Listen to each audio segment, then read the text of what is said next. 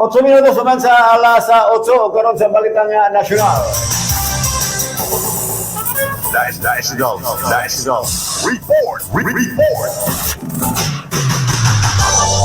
Ang Department of Public Works and Highway Secretary Vince Dizon kagapong adlaw na maayag nga uyon siya sa panawagan nga ipublikar ang listahan sa mga infrastructure projects kinsa gikaligar nga gi-insert or giduso sa mga politiko sa iya nga ayon siya sa kani sulod sa nakalabay nga budget nga matud pang Cabral siya usab nagtuo nga aduna kini gikan kini sa Cabral files nga si former Maria Catalina Cathy Cabral. Apan si Dizon namayag nga kining mga dokumento lakip na ang Cabral's computer ang ipaubos usa kini sa ginatawag nga forensic audit.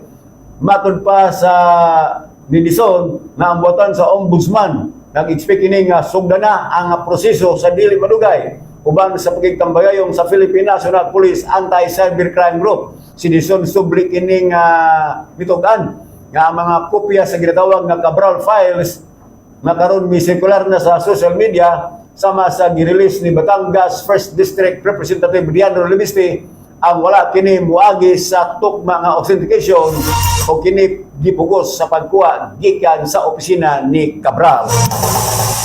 National. Report. Dahil nga sudnon nga balita gisugyot ni Senador Francis Chiscolero ang pagkuha sa 2% nga value added tax ubat sa kuryente nga matud pa niya makatabang dayon sa mga panimalay og negosyo na dili makadaot sa o sa kalikod sa pundo sa gobyerno.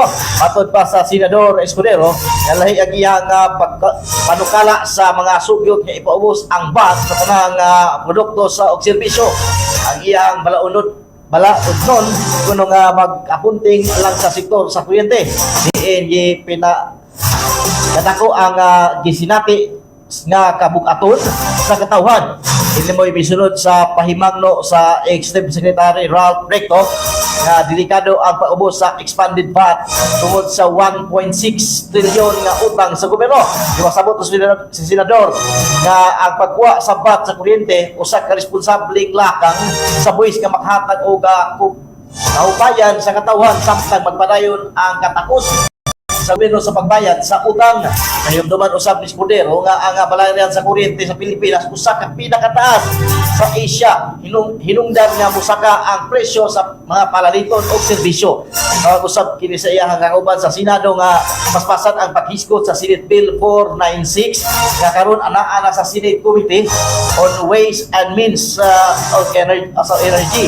Kumala pa sa balaod nga dili pa tungan og bat ang pagbaligya sa kuryente sa mga generation, transmission o distribution companies nakita usab ang electric cooperative og serbisyo sa paggisa sa electric utilities. Matod pa Senador nga ang pagtangtang sa VAT sa kuryente natabang sa pag-ubos sa gasto sa negosyo, pagbugong sa inflation o ang pagdugang sa mga gasto sa mga panimalay. Padayag ko sa Escudero nga kini sa kadiriktang pakigbatok sa inflation kay matag pisong matipigaan mo sa balayran sa kuryente makatabang rin sa pag-ubos sa presyo sa mga palaliton o mga pagpaligon usab sa ekonomiya. Kita ni Escudero nga dili parehas ang panawagan sa pag-ubos sa VAT o miingon nga sa iyang balungkala nga tinutukan hindi nito og nangatubang usab ang pinakadako nga problema sa ekonomiya samtang gihinahimo yapon ang gustong pagdumala sa pundo sa gobyerno. National. Report.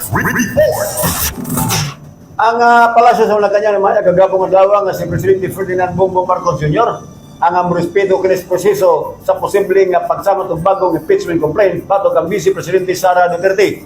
Atol sa usa ka press briefing dito sa Malacanang kagapong adlaw si Palace Police Officer Undersecretary Atty. Clay Castro ang ipangutana kini kung ang presidente mo pahunong ba sa pagsangat sa laing impeachment complaint batok ni Duterte. Apan mitubag ang tigbabawas sa Malacanang nga respetuon sa presidente ang proseso ng bigit sa impeachment complaints.